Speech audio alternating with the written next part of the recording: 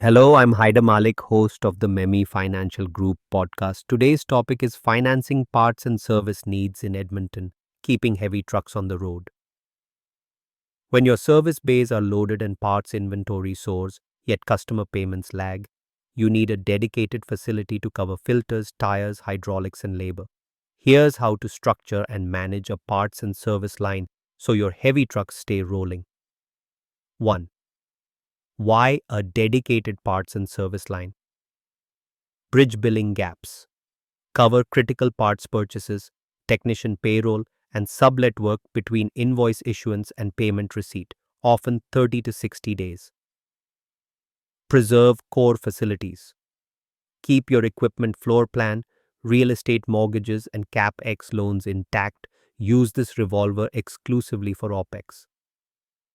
Scale automatically. As your service revenue and parts on hand grow, your borrowing base expands too, matching your business. 2. Facility structures. Receivables, secured revolver. Advance rate. Finance up to 80% of approved service invoices. Mechanics. Draw funds to pay for parts or tech wages. Repay as customers settle. Interest accrues only on what you use. Ideal for high volume shops servicing fleets under contract or daily rate programs.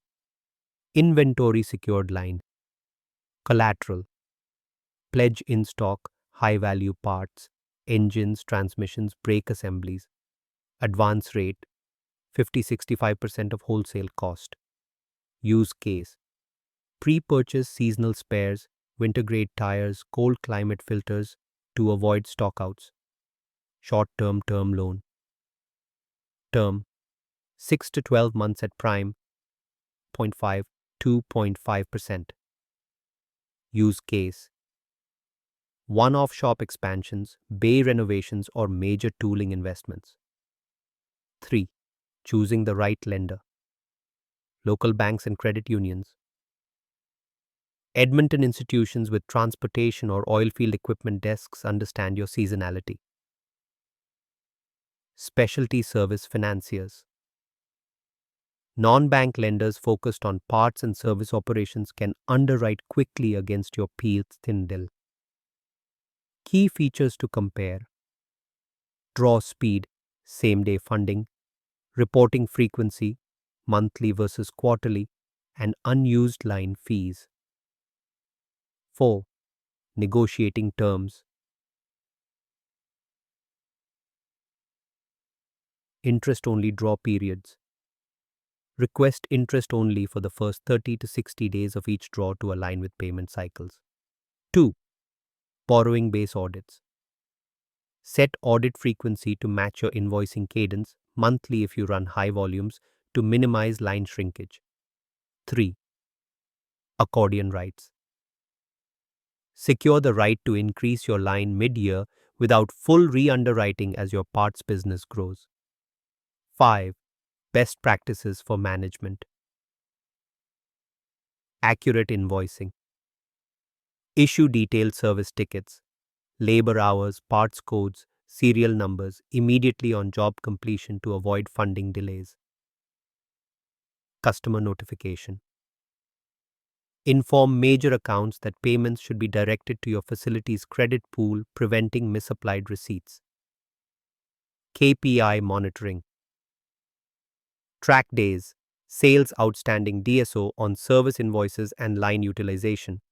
Aim to keep DSO comfortably within your draw window. 6.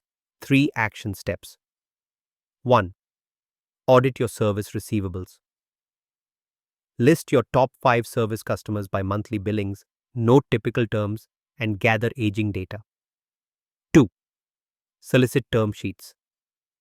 Request proposals for a receivables revolver, an inventory line, and a short-term loan from 2 banks and 1 specialty lender.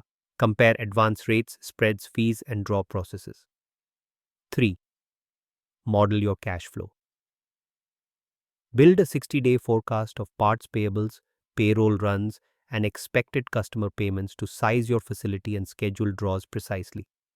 By layering a receivables-backed revolver, an inventory-secured line and selective term loans, and by negotiating flexible terms and managing draws strategically, you'll ensure your Edmonton heavy truck parts and service operations never run out of cash or inventory, keeping fleets on the road and revenue flowing. I'm Haider Malik. Thanks for listening. I'm Haider Malik. Thanks for listening.